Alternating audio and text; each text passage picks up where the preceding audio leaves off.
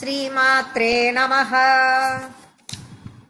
धराधर सुधा धन्या धर्मणे धर्मवर्तिनी लोकातीता गुणातीता सर्वातीता शमात्मिका बन्धो कुशुभ प्रख्या बाला लीला विनोदिनी सुमङ्गली सुखकरी सुवेशाढ्या सुवासिनी सुवासिन्यर्च प्रीता शोभना शुद्धमानस बिन्दु संतुष्टा पूर्वजा त्रिपुराम्बिका अशमुद्रा समाराध्य त्रिपुरा श्रीवशङ्करी ज्ञानमुद्रा ज्ञानगम्या ज्ञानज्ञेयस्वरूपिणी योनिमुद्रा त्रिकण्डेशी त्रिकुणाम्बा त्रिकोणगा अनघाद्भुत चारित्र वाञ्छितार्थप्रदायिनी अभ्यासादिशयज्ञात षडध्वातीतरूपिणी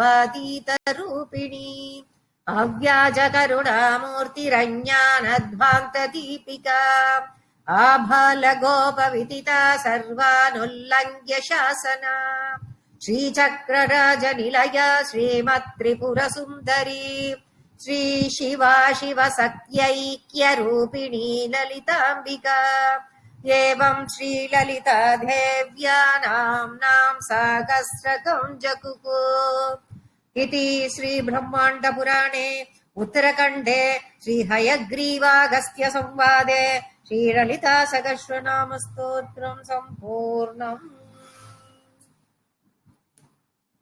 धराधर सुधा धन्या धर्मिणी धर्मवर्धिनी धराधर सुधा அப்படின்னா இத ரெண்டா பிரிக்கலாம்.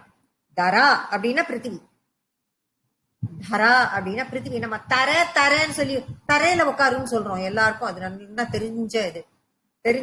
ஏன் தரையில உட்காண்டா என்ன, எப்ப பார் சோஃபா கேட்கறதா நாற்காலி கேட்கறதா அப்படின்னு குழந்தைகள் எல்லாம் நம்ம சொல்றோம். அப்ப தர அப்படிங்கிறது தரா அப்படிங்கிற வார்த்தையிலிருந்து வந்தது. பிருத்திவி பூமி.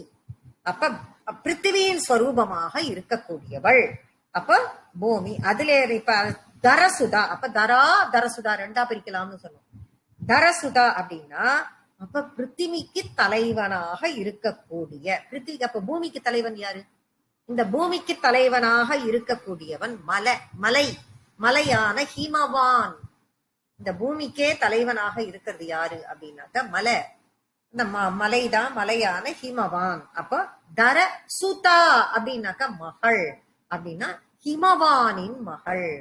ஹிமாத்ரி ஹிமவானின் மகள், அதாவது மலையரசனின் மகள். ஹிமகிரி தனையே ஹேமலதே அப்படின்னு ஒரு பாட்டே இருக்கு. அதுதான் அப்ப மலையரசனின் மகள். தராதர சுதா அப்படின்னா தரான்னா பூமி, தரசுதான்னா பூமியின் தலைவனான மலையரசனின் மகள் அப்படிங்கிற அர்த்தத்தை கொடுக்கக்கூடியது.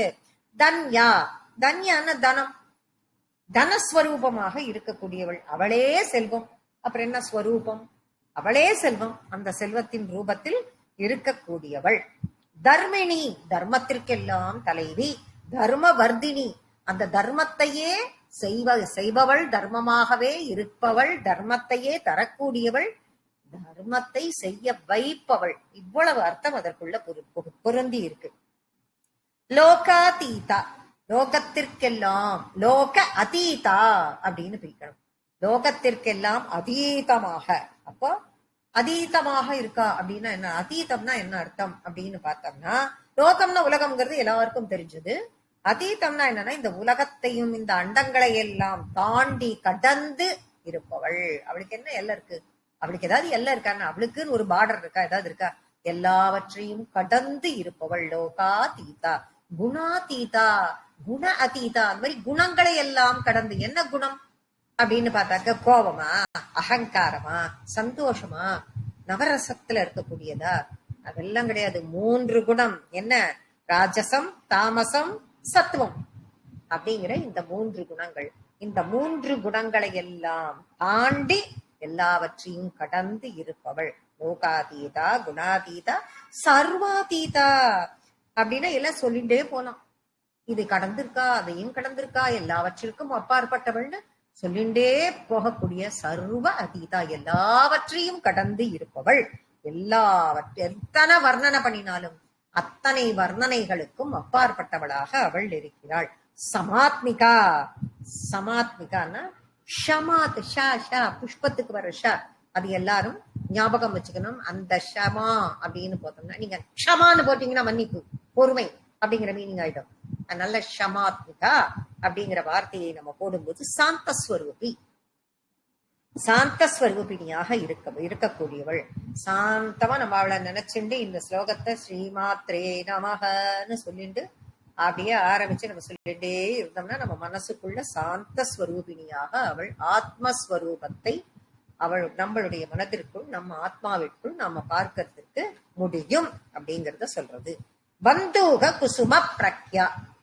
பந்தூக அப்படின்னா, பந்தூக குசுமம் அப்படின்னா பிரகாசத்தையே மலராக, பிரகாசத்தையே, குசுமம்னா மலர், பிரகாசத்தையே மலராக சிருஷ்டி பண்ணா எப்படி இருக்கும்? பிரகாசம் அப்படியே பிரகாசமா இருக்கு அப்படின்னு நம்ம சொல்றோம்.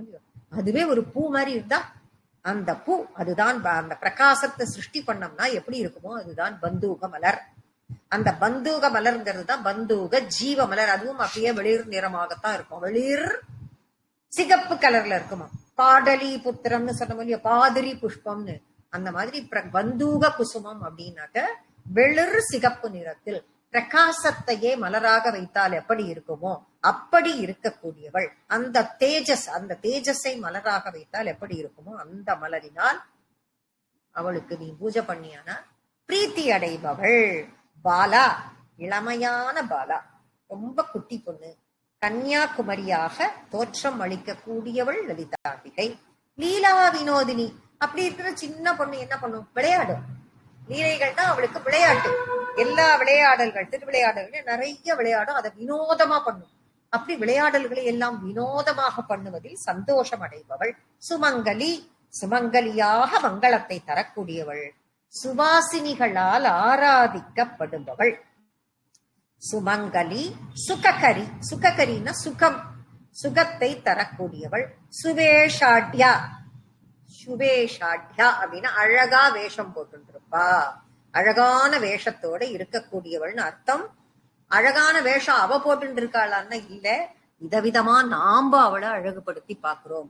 அந்த மாதிரி அழகுபடுத்தி பார்க்க பார்க்க பார்க்க இன்னும் கொஞ்சம் பண்ணி இப்படி பண்ணலாமா, இப்படி பண்ணி இன்னும் கொஞ்சம் பண்ணி பார்க்கலாம், இப்படி பண்ணா நல்லா இருக்கா, இப்படி நம்ம கற்பனையை அதிகரிச்சு கொண்டே இன்னும் கொஞ்சம் இப்படி பண்ணு பண்ணுன்னு அவ கேட்கிற மாதிரியான ஒரு தோற்றத்தில் இருப்பா. இந்த இடத்தில் வேஷம், வேஷம்ங்கிறது கிடையாது, அழகான வேடம்னு நம்ம நினைக்க கூடாது. அழகான தோற்றத்தை தரக்கூடியவள். அந்த தோற்றத்துல இன்னும் கொஞ்சம் நம்ம அழகுபடுத்தி பார்க்கலாமா, இப்படி பண்ணா அழகா இருக்குமா, இப்படி பண்ணலாமா அப்படின்னு நினைத்து நினைத்து அந்த அழகை இன்னும் மேலும் மேலும் நம்ம எண்ணத்தை அழகுபடுத்தி தன்னை அழகுபடுத்தி கொள்வாள் அப்படிங்கிற அர்த்தத்தை அது கொடுக்கிறது. சுவாசினி, சுமங்கலி ரூபமாக இருக்கக்கூடியவள், எப்பொழுதுமே மங்களத்தோடு விளங்கக்கூடியவள். சுமங்கலி பெண்கள், எல்லா சுமங்கலி பெண்களின் வடிவிலும் சுவாசினியாக இருப்பவள். அதனால்தான் நம்ம குடும்பங்கள்ல ஒரு நல்ல காரியங்கள்லாம் நடக்கும் பொழுது முதல்லயே சுமங்கலி பூஜை அப்படிங்கறத நாம பண்றோம். அந்த சுமங்கலிகளை வரவழைத்து அவர்களுக்கு தேவையான மரியாதையை செய்துவிட்டு மேற்கொண்டு வெளி விஷயங்களை நம்ம ஆரம்பிக்கிறோம்ங்கிறது ஒரு பழக்கம் நமக்கு இருந்துட்டு வருது. சுபாசினியர் சனப்பிரீதா, அப்படிப்பட்ட சுபாசினிகளால் அர்ச்சனை செய்யும் பொழுது அவள் பிரீத்தி அடைகிறாள். ஷோபனா அப்படின்னு இருக்கு அவங்க புக்ல எல்லாம் பாத்தீங்கன்னா அதுக்கு முன்னாடி ஒரு குறி இருக்கும், எஸ் மாதிரி 2 குறி இருக்கும். ஒரு குறி இருந்தா அசோபனா, 2 குறி இருந்தா ஆசோபனா அப்படின்னு நீங்க படிக்கணும். இந்த திருநாமத்துக்கு சோபனாங்கிற அந்த நாமத்திற்கு முன்னாடி ஆ அப்படிங்கறத நம்ம சேர்த்துக்கணும். ஆசோபனா அப்படின்னா, சோபனானாலே என்ன அர்த்தம் அப்படின்னு பார்த்தா அழகு படைத்தவள் அப்படின்னு அர்த்தம். ஆசோபனா அப்படின்னா மிகுந்த அழகு படைத்தவள், அதீதமான அழகு அப்படின்னா அதுக்கு எல்லையே இல்லைன்னு அர்த்தம். எல்லையில்லாத அழகை படைத்தவள். சுத்த மானசா, சுத்தமான மனசை கொண்டவள். சுத்த மானசா, சுத்தமான மனசை கொண்டவள். பிந்து தர்ப்பண சந்துஷ்டா. பிந்து அப்படின்னா டிராப், டாட் அப்படின்னு எல்லாருக்கும் தெரியும். பிந்துஸ்தானத்தில் வைத்து அவளை ஆராதனை செய்தால் அவள் சந்தோஷம் அடைவாள். தர்ப்பணம்னா திருப்தி அடைதல். எந்த ஒரு காரியத்தையும் செய்தால் திருப்தி அடைதல் அப்படிங்கிற வார்த்தையை அப்படிங்கறத குறிக்கிறத வார்த்தை தான் தர்ப்பணம். தர்ப்பணம் அப்படின்னா திருப்தி அடைதல். அப்ப பிந்து தர்ப்பண சந்துஷ்டா, பிந்துவில் வைத்து அவளை பூஜித்தோமானால் திருப்தி அடைந்து மேலும் சந்தோஷம் அடைகிறாள். அது பிந்துஸ்தானம் அப்படிங்கிறது என்னன்னு எல்லாருக்கும் தெரியும். சிவசக்தி ஐக்கிய ஸ்வரூபம், அததான் பிந்துஸ்தானமாக சொல்லப்படுகிறது. இத எல்லாரும் சொல்லிட்டு இருக்கா. அப்படியே சகசிராரத்திற்கு மேல உள்ள பிரம்மரந்திரத்தில் சிவசக்தி ஐக்கிய ஸ்வரூபம். அங்க அபிராமி பட்டர் தான் அதை கேட்பாரு. அதுல நீங்க ரெண்டு பேரும் நடனம் ஆடணும்னு கேட்பாரு அபிராமி பட்டர். அந்த மாதிரி நினைச்சுண்டு அவரை ஆராதிப்பாராம் அவர். அந்த மாதிரி பிந்து தர்ப்பண, அந்த மாதிரி அந்த பிந்துவில் சகசிராரத்திற்கு மேல் இருக்கக்கூடிய பிரம்மரந்திரத்தில் சிவசக்தி ஐக்கிய ஸ்வரூபமாக தாண்டவ மூர்த்தியாக அவர்களை தியானித்தோமே ஆனால் அவ்வளவு சந்தோஷப்படுவாள். பிந்து தர்ப்பண சந்துஷ்டா. பூர்வஜா, பூர்வம் அப்படின்னா முன்னாடின்னு அர்த்தம். பூர்வஜா அப்படின்னா எல்லாவற்றிற்கும் முதலானவள். அப்ப மூலமே அவள் தான், அவதான் முன்னாடி, அதுக்கப்புறம் தான் எல்லாமே. அவளிடம் இருந்துதான் எல்லாமே வந்தது அப்படிங்கறத சொல்றது. திரிபுராம்பிகா. இப்ப பூர்வஜா அப்படின்னா, பூர்வஜா அப்படிங்கறதே எல்லாத்துக்கும் முன்னாடின்னு சொல்லியாச்சு. இப்ப திரிபுர அம்பிகா, திரிபுரத்தோட இத தொடர்பு படுத்தி பார்க்கலாம். அப்படின்னா திரிபுரவாசினி, திரிபுர மாலினி, திரிபுரை இப்படின்னு நிறைய வார்த்தைகளை நம்ம பார்த்துட்டே இந்த நாமங்களை திருப்பி நம்ம முன்னாடியில இருந்து கேட்டுட்டு தான் வந்துட்டு இருக்கோம். இன்னும் நிறைய நாமத்தை அந்த திரிபுரா அப்படிங்கிற சொன்னா திரிபுர சுந்தரி அப்படின்னு பேரே இருக்கு. திரிபுராந்தகன் பரமேஸ்வரர், திரிபுராந்தகனான பரமேஸ்வரரின் பத்தினி திரிபுர சுந்தரி. திரிபுராந்தகன்னா யாரு? பரமேஸ்வரன். திரிபுராந்தகனான அந்த பரமேஸ்வரனின் பத்னி திரிபுர சுந்தரி அப்படின்னு எடுத்துக்கிறோம்.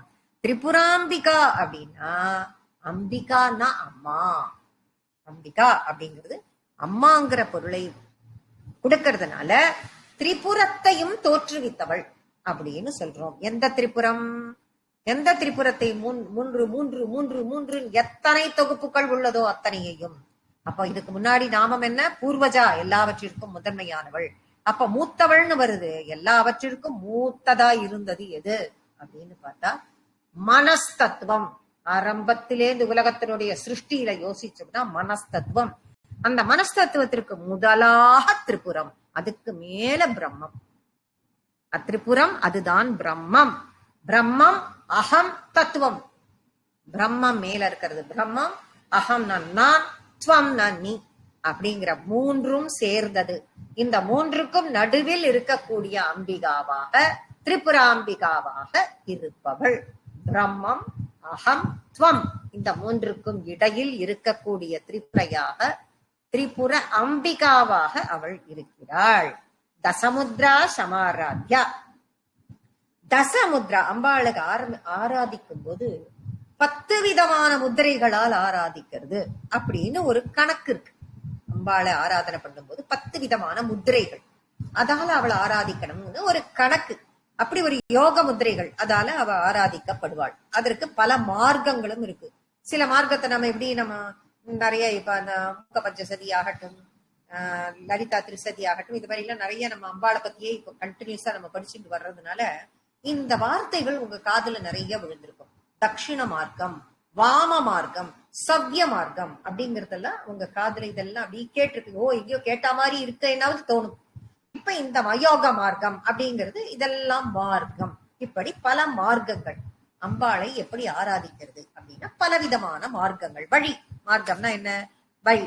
அப்ப இப்ப ஒவ்வொரு மார்க்கத்திலும் இதுல யோக முத்திரைகளால் அம்பாளை ஆராதிப்பா. அந்த யோகம் இப்ப திரிபுரா ஸ்ரீ வசங்கரி, தசமுத்ரா சமாராத்யா திரிபுரா ஸ்ரீ வசங்கரி. அப்படி 10 விதமான யோக முத்திரைகளால் அந்த ஒவ்வொரு முத்திரைக்கும் ஒரு தேவதை இருக்கு. யோக முத்திரைக்கு ஒரு முத்திரைக்கும் ஒரு தேவதை இருக்கு. அதுல திரிபுரா ஸ்ரீ அப்படின்னு ஒரு தேவதை இருக்கு. அந்த திரிபுரா ஸ்ரீயை தன்வசப்படுத்தக்கூடியவள் திரிபுரா ஸ்ரீ வசங்கரி. யாராவது திரிபுரா ஸ்ரீவ சங்கரின்னு படிச்சிடக்கூடாது. ஏன்னா சங்கரி, ஓஹோ சங்கரி தான் நாமம் போல் இருக்கு நினைப்போம் நம்ம. இல்ல, திரிபுரா ஸ்ரீங்கிறது நாமம், வசங்கரின்னா வசப்படுத்துதல். அப்படிப்பட்ட அம்பாளை வசப்படுத்தக்கூடியவள் திரிபுரா ஸ்ரீ வசங்கரி.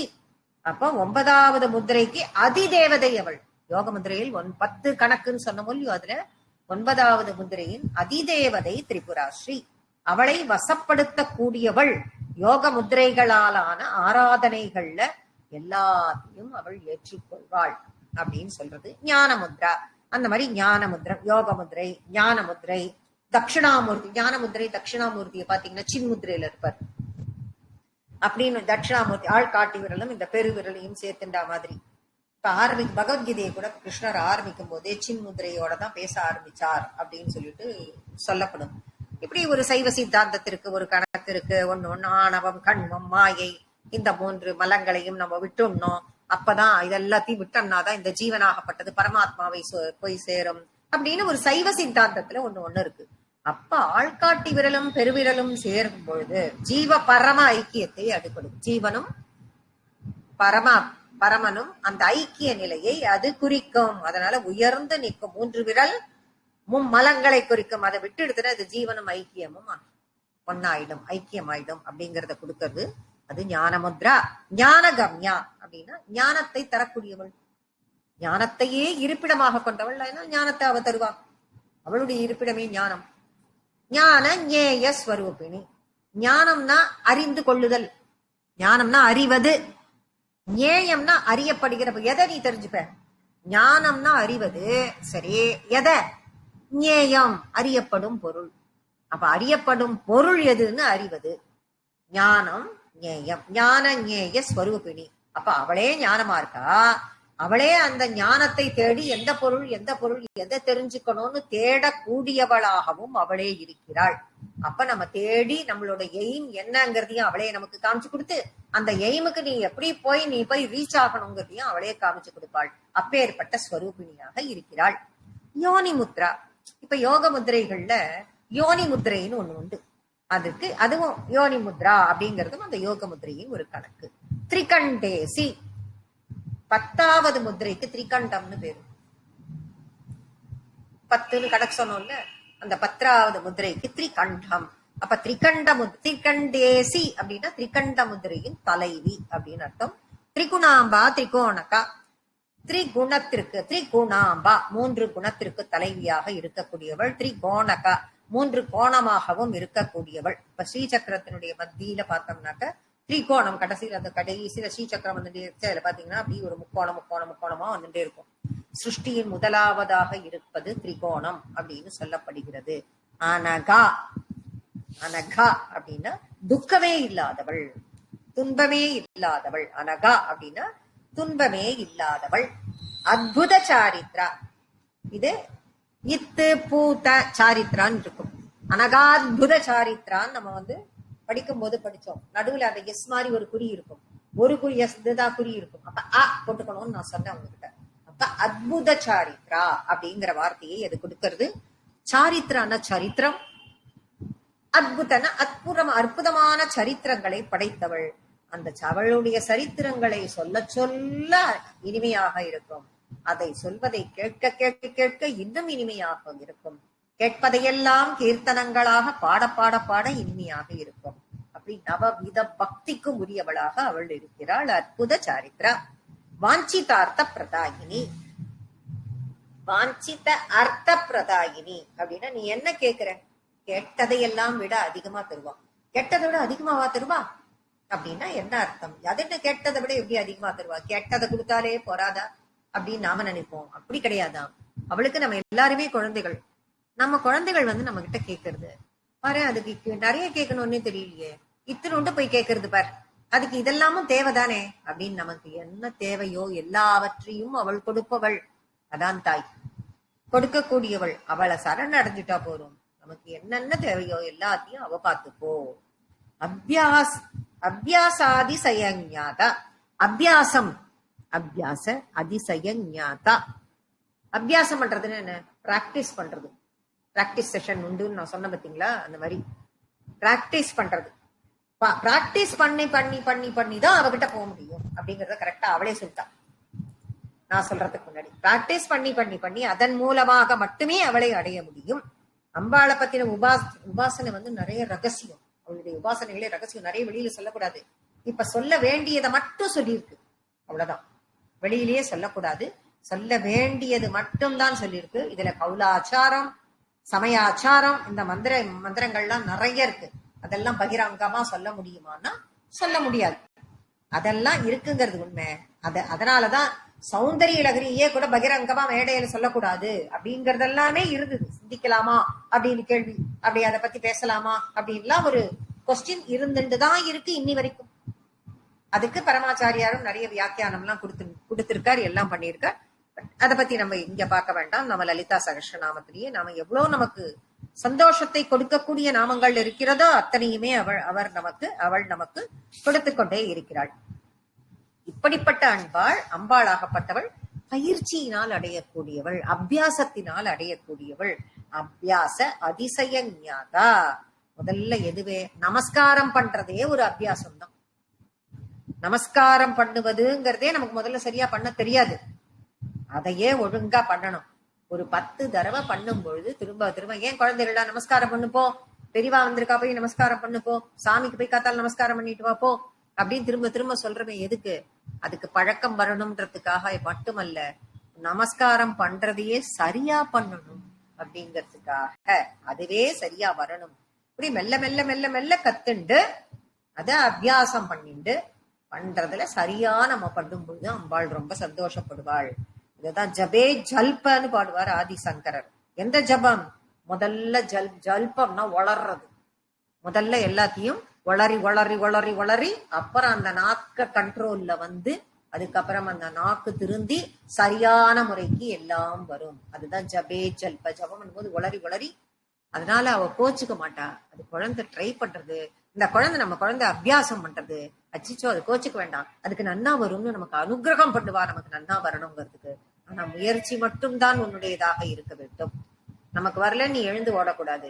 அவ இருக்கா பாத்துப்பா, நமக்கு பண்ணி வைப்பா, நமக்கு சொல்லி கொடுப்பா, நமக்கு எல்லாத்தையும் பண்ணுவா அப்படின்னு நினைச்சிட்டு நீ அந்த வளரலையே திரும்ப திரும்ப திரும்ப அது வளரலாக வந்தாலும் சொல்லிக்கொண்டே இரு. உன் நாக்கு கட்டுப்படும், அவளினுடைய அனுகிரகம் உனக்கு கிடைக்கும்.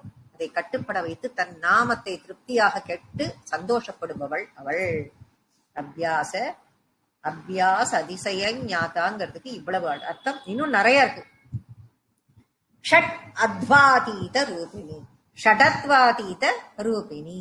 அத்வாக்கள் ஷட் அப்படின்னா 6, ஷட் அத்வாதீத அப்படின்னா 6 அத்வாக்கள் அப்படின்னு சொல்றது உண்டு. சைவ சித்தாந்தத்துல அத்வாக்களை பத்தி நிறைய வரும், சாக்தத்திலையும் வரும். வர்ணம் என்ன சாக்தத்துல வர்றது என்னன்னா, சாக்தம்னா என்ன, சக்தி வழிபாடு எல்லாருக்கும் தெரிஞ்சது. வர்ணம், பதம், மந்திரம், கலை, தத்துவம், புவனம், இதெல்லாம் அத்வாக்கள். இப்ப வர்ணம்னா என்ன, அது கரெக்டா எப்படி அந்த அத்வாக்கள் ஒண்ணு ஒன்னா சேர்றதுங்கிறத சொல்ல போறாருங்க. வர்ணம்னா என்ன, அக்ஷரம். வர்ணம்னா கலர்னு யாரும் போகக்கூடாது. வர்ணம்னா அக்ஷரம். வர்ணன்றதுக்கு நிறைய இருக்கு அர்த்தம். இந்த இடத்துல வர்ணம்னா அக்ஷரம், எழுத்து.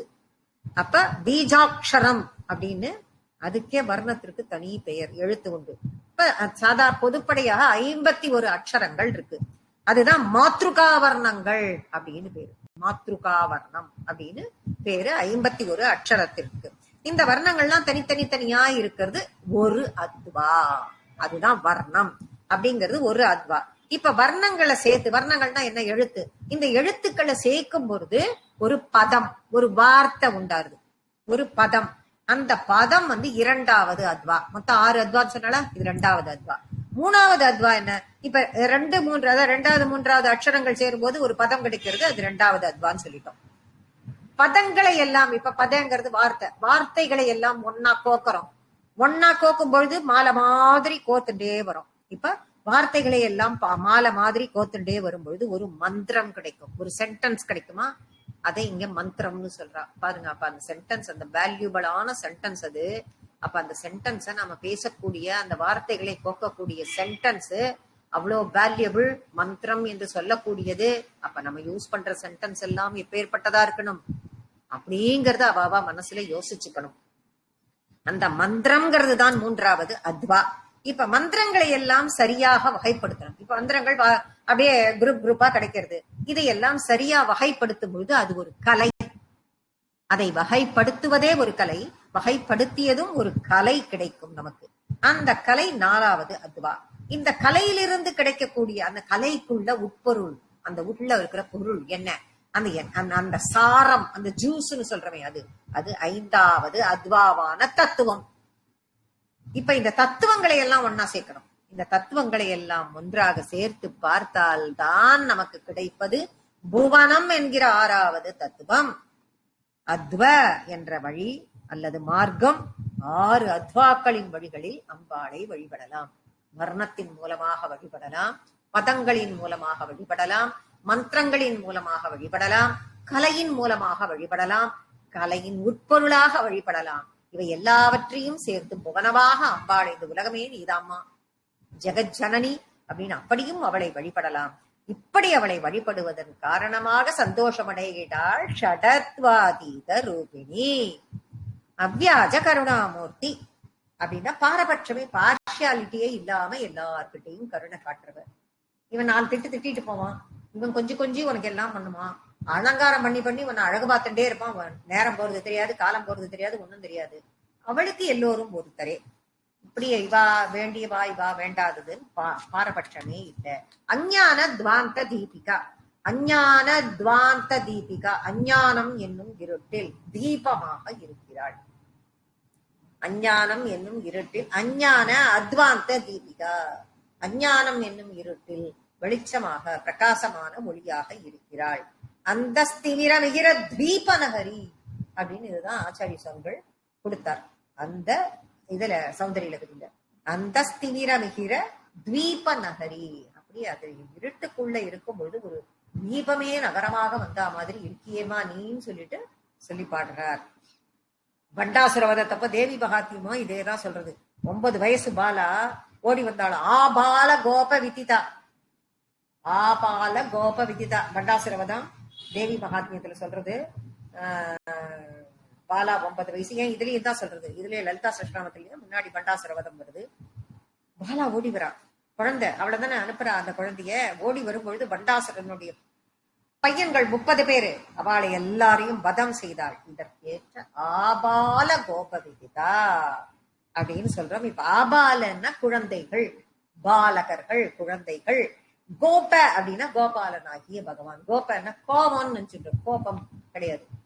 கோப அப்படின்னாக்க கோபாலன் ஆகிய பகவான் மகாவிஷ்ணு அப்படின்னு எடுத்துக்கலாம். பசுபதிங்கிற பரமேஸ்வரன். என்னடா இப்ப நாம லலிதா சஹஸ்ரநாமத்துல படிச்சுட்டு இருக்கோம், இப்ப எங்கே இருந்து கோபாலன் மகாவிஷ்ணு வந்தார். பசுபதினு சிவனை ஆராதிக்கிறோம். பசுபதி அப்படிங்கிறது சிவனுக்கு ஒரு நாமம். பசுன்னா யாரு? இந்த ஜீவாத்மாக்கள். பதின்னா யாரு? தலைவன், இந்த ஜீவர்களினுடைய தலைவன். கோபாலன் யாரு?